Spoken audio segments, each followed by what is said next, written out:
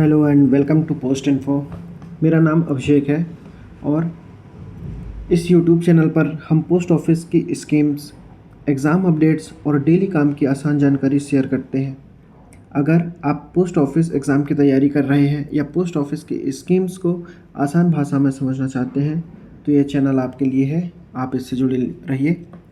तो चलिए हम शुरू करते हैं। आज हम पढ़ेंगे post office guide part 1 clause number 11। जैसा कि यहाँ पर दिया हुआ है फ्रैंकिंग मशीन के बारे में हम आज पूरी डिटेल से देखेंगे।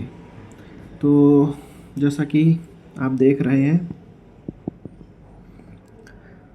पोस्ट ऑफिस गाइड पार्ट 1 में सबसे पहले यहाँ पर दिया हुआ है फ्रैंकिंग मशीन। इसके हम यहाँ पर प्रकार पढ़ेंगे, नियम पढ़ेंगे, लाइसेंस के प्रकार कितने प्रकार के होते हैं और इसके कुछ की फैक्टर पढ़ेंगे, है ना। तो सबसे पहले हम यहाँ पर देखते हैं। चलिए सबसे पहले हम जैसा कि यहाँ शुरू करते हैं, फ्रैंकिंग मशीन क्या है, what is franking machine. Franking machine का उद्देश्य है ना, यह एक मुद्रांकन मशीन है, यह एक स्टैंपिंग मशीन है। जैसा कि चित्र में आप सभी देख रहे हैं, यहाँ पर एक फ्रैंकिंग मशीन बनी हुई है ना। ये बनी हुई है फ्रैंकिंग मशीन और इसका उपयोग अधिकतर हम इस प्रकार से स्टैंप करने के लिए, कितने रुपए का स्पीड पोस्ट बुक हुआ है हमारा अमाउंट, वो प्रिंट करने के लिए हम इसका उपयोग करते हैं। आगे हम बढ़ते हैं। फ्रैंकिंग मशीन मुख्य रूप से क्या है, स्टैंपिंग मशीन है। इसका उपयोग निजी और आधिकारिक डाक पर डाक शुल्क के भुगतान के लिए, है ना, किया जाता है। मेन रूप से इसमें क्या पढ़ना है कि 3% कमीशन, है ना, इसका उपयोग किए जाने पर 3% का हमें कमीशन प्राप्त होता है। अतिरिक्त छूट या रिबेट इसमें हमें 5,000 रुपये से अधिक करते हैं। यदि फ्रैंकिंग की राशि 5,000 से अधिक है तो इसमें 3% की छूट प्राप्त होती है। आगे हम बढ़ते हैं। फ्रैंकिंग मशीन के प्रकार, टाइप ऑफ फ्रैंकिंग मशीन कितने प्रकार की होती है ये पढ़ेंगे। यहाँ पर मेनली फ्रैंकिंग मशीन के 2 प्रकार होते हैं। पहला है इलेक्ट्रॉनिक फ्रैंकिंग मशीन और दूसरा है यहाँ पर है remotely managed franking machine. Electronic franking machine, इसमें क्या होता है, मेन रूप से इसमें हमें ये याद रखना है कि इसमें इंक का कलर जो होता है वो लाल कलर का होता है।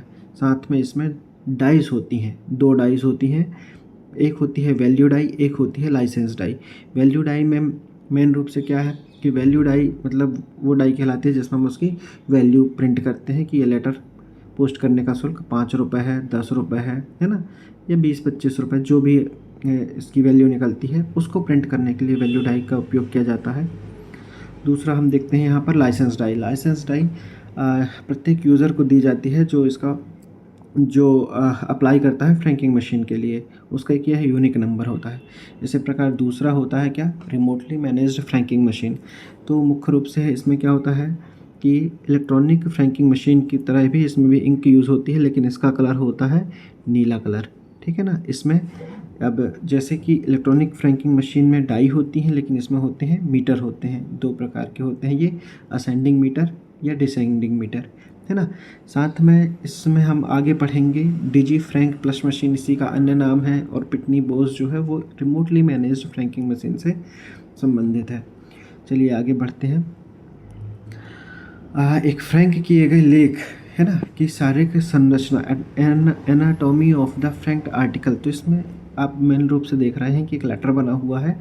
इसमें मेन रूप से क्या क्या दिया हुआ है, कैसे प्रिंट करना है, कौन सी चीज़ें कहाँ लिखना है, ये इसमें दर्शाया गया है।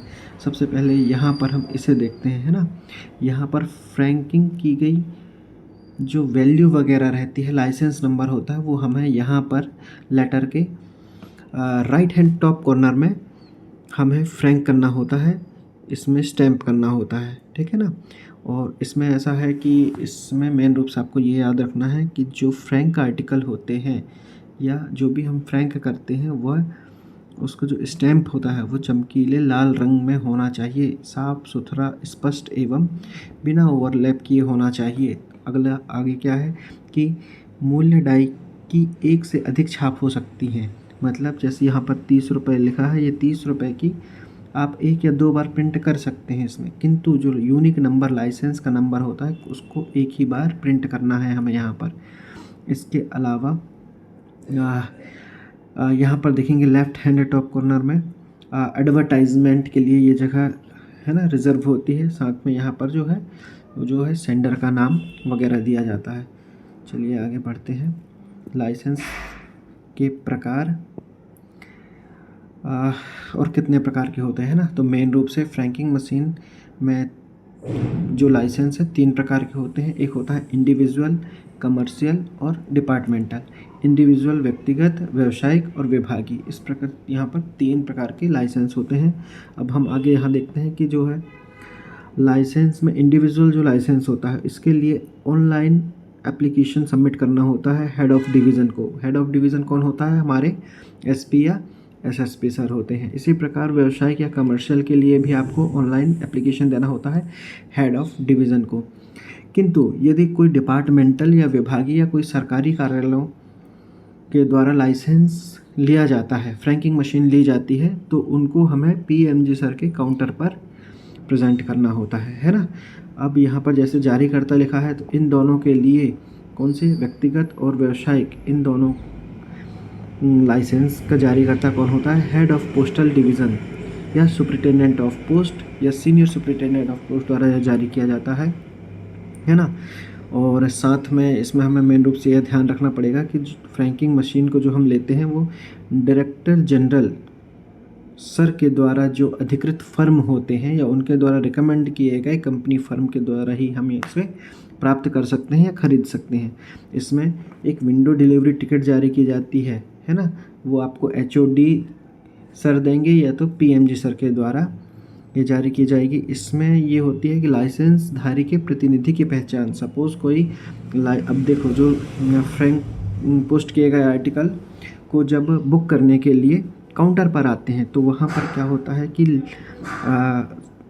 जो लाइसेंसधारी होते हैं ना, उनके कोई भी व्यक्ति आते हैं, वो तो हो सकता है काम में फंसे होने कारण ना आ सकें, तो उनके जो प्रतिनिधि आते हैं उनकी पहचान करने के लिए उन्हें एक विंडो डिलीवरी टिकट दी जाती है ना, जिसने उन्हें काउंटर पर लाना होता है। चलिए आगे बढ़ते हैं। आगे क्या दिया है?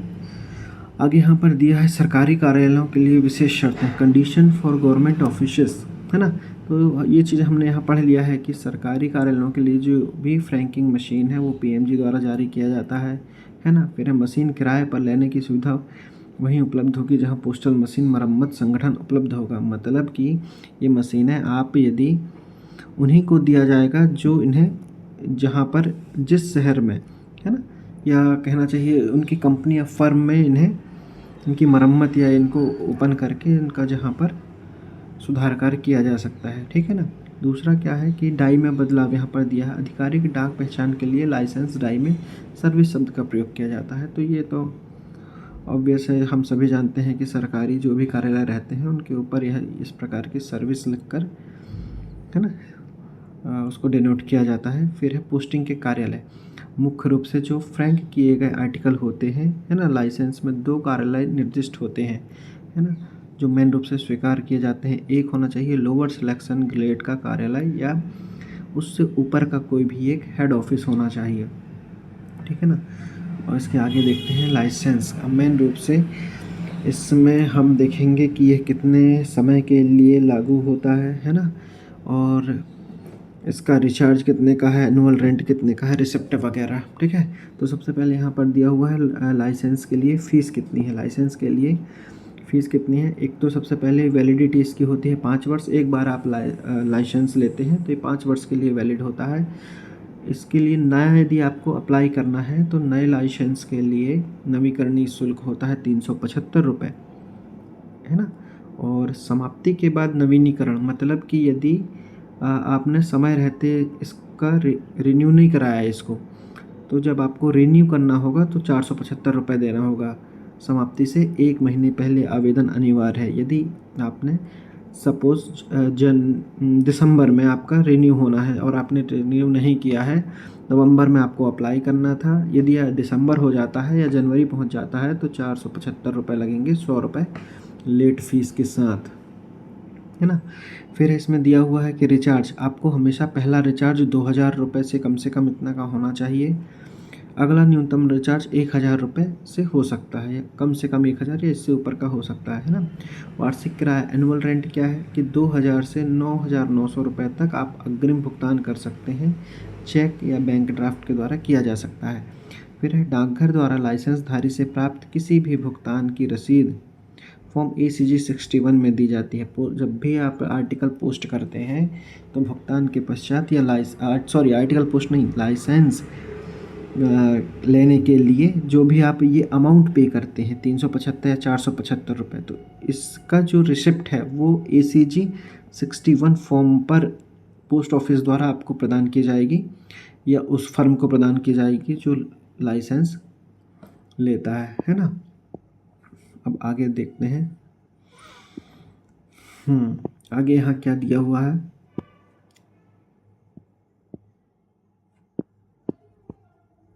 आगे यहाँ दिया हुआ है कि फ्रैंक के मूल्य के अनुसार अलग अलग बंडल काउंटर पर प्रस्तुत करना चाहिए। मतलब बंडलिंग कैसे करना है, यदि आप कोई फर्म चला रहे हैं जिसके पास आपके पास लाइसेंस आपने लिया हुआ फ्रैंकिंग मशीन का, तो जब भी आप फ्रैंकिंग मशीन है ना का यूज़ करते हैं, है ना, आर्टिकल में स्टैंप लगाते हैं, तो आपको अलग अलग मूल्य के अनुसार ही वैल्यू के अनुसार ही अलग अलग बंडल बनाना है। जैसे कि आपको 10 रुपये वाले यदि आर्टिकल हैं तो 10 रुपये के सारे बंडल 10 रुपये के रहेंगे, है ना।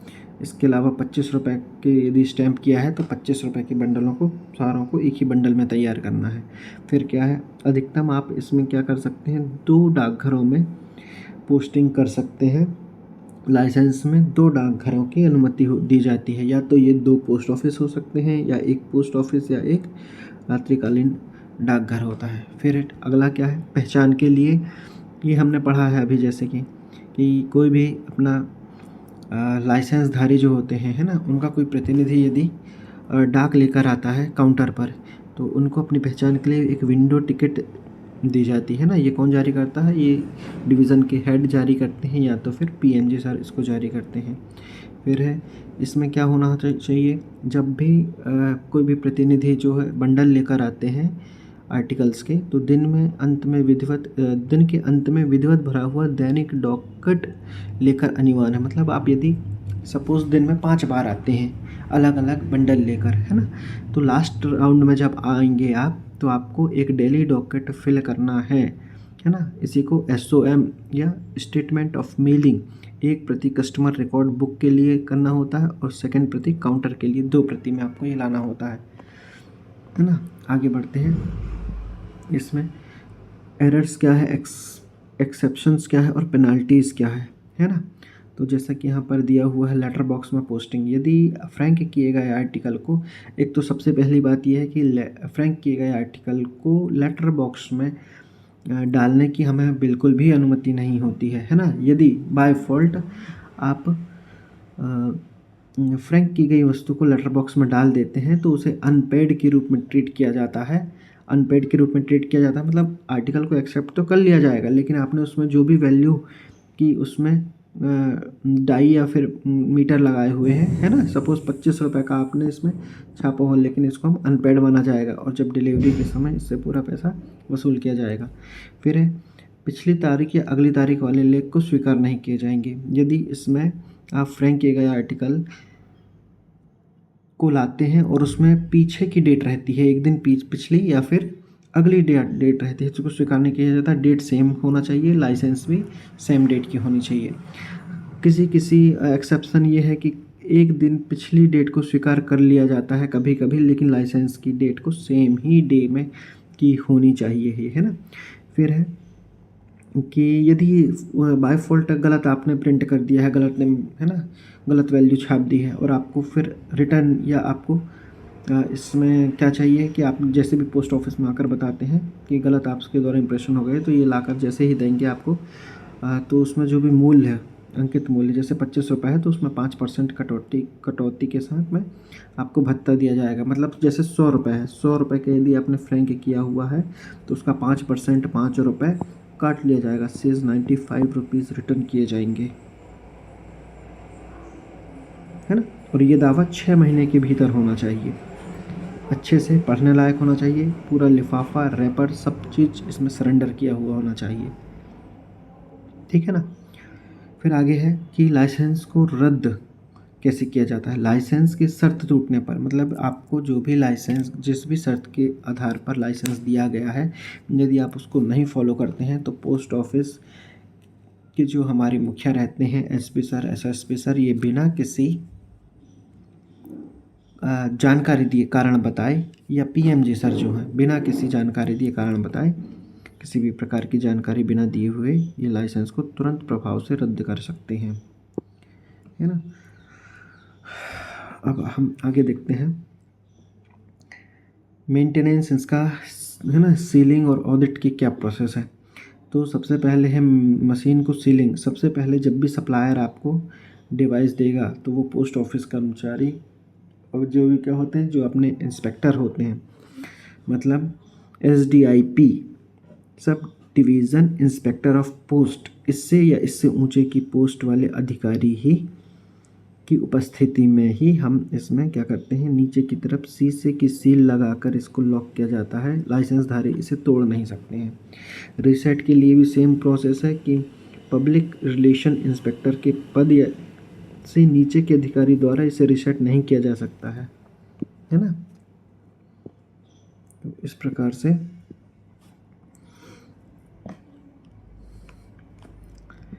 है ना। फिर आगे क्या दिया हुआ है, आगे दिया है ऑडिट। ऑडिट के बारे में क्या देखते हैं हम। ऑडिट के बारे में हम ये देखते हैं कि अधिकारी बिना किसी सूचना के उचित निरीक्षण कर सकता है। प्रेषण विभाग राजपत्रित होता है ना, जांच करेगा। विज्ञापन और नारी, रूल्स फॉर एडवर्टाइजमेंट स्लोगन्स। तो यहाँ पर मेन रूप से ये है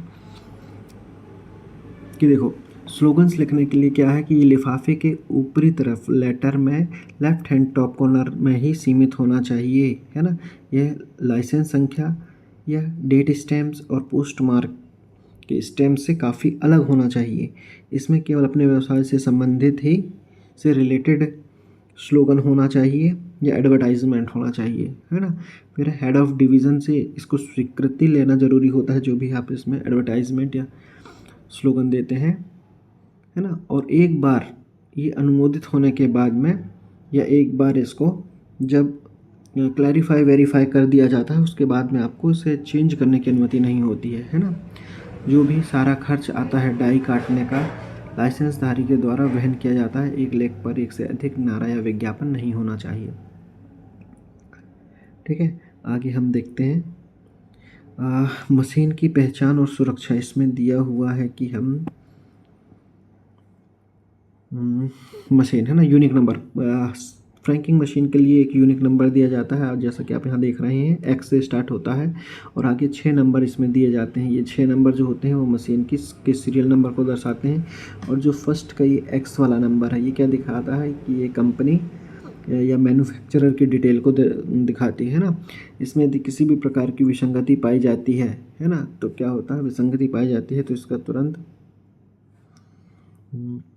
प्रयोग रोक देना चाहिए। फ्रैंकिंग मशीन को ठीक करने के लिए डाकघर ले जाया जाएगा। स्थान परिवर्तन की सूचना डिवीज़न हेड को या पोस्टिंग कार्यालय को देनी चाहिए। ठीक है, आगे हम देखते हैं,